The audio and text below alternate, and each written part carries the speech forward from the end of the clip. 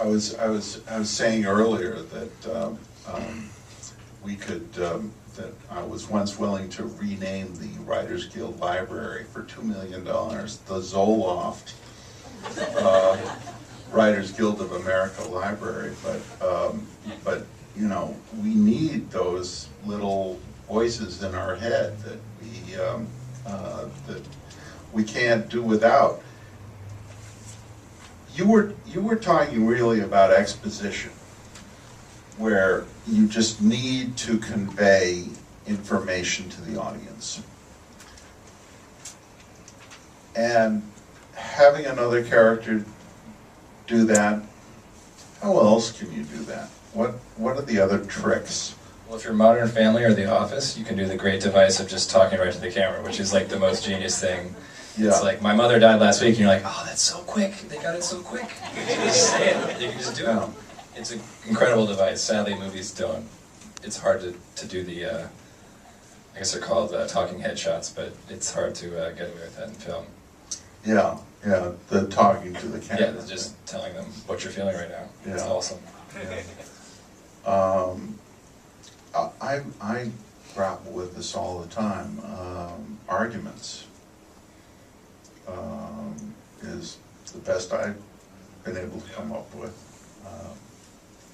Yeah, I had an interesting experience a couple of weeks ago. I was in London, and the flat they put me into was right behind the Eye of London, which is kind of cool. And a block away is the British National Film Theatre, which has about 6 screens, and it's running stuff continually. And I had a couple of dead hours, which was unique. And I looked on their program, and it was one of my favorite old films, Robert Wise's The Sandpebbles, with, you know that film? Great Steve McQueen film, great film. So I went to see it.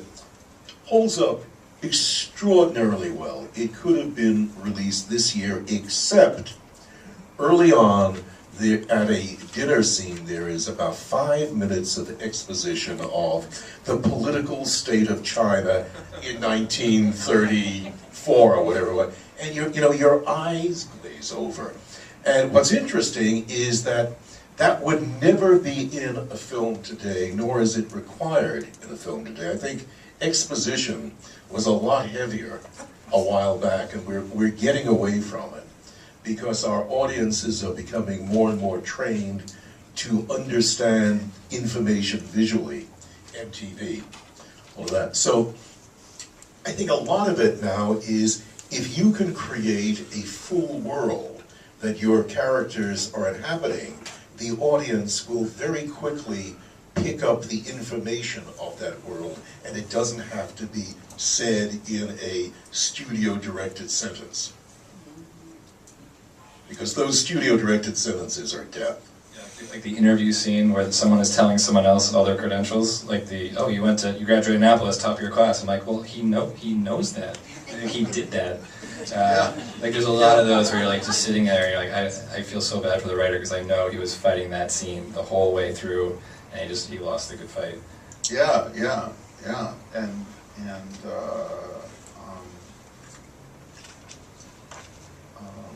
I don't know what you do about it. There's a lot of therapy scenes now in movies, because therapy it's almost like talking to the camera, but it's a way to talk.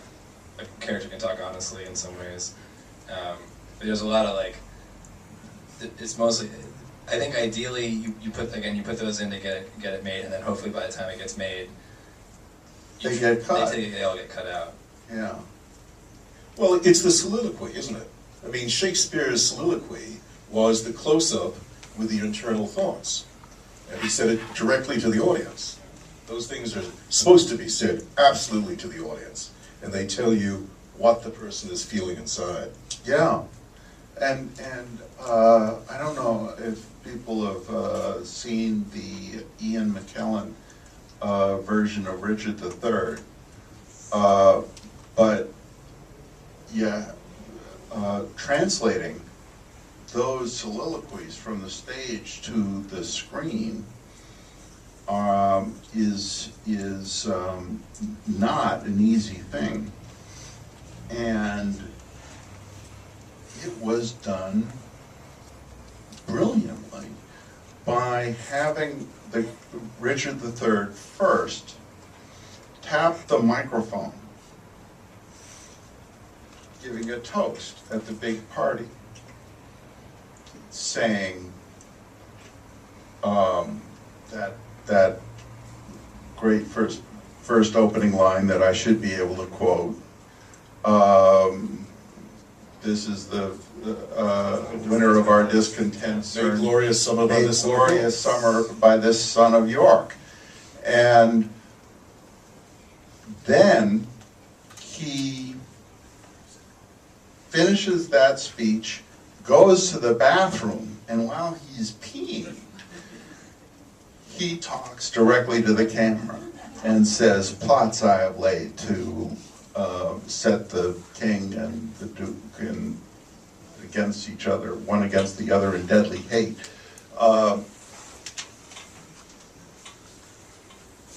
We don't have the luxury of speaking in Elizabethan language, so we have to disguise the exposition more,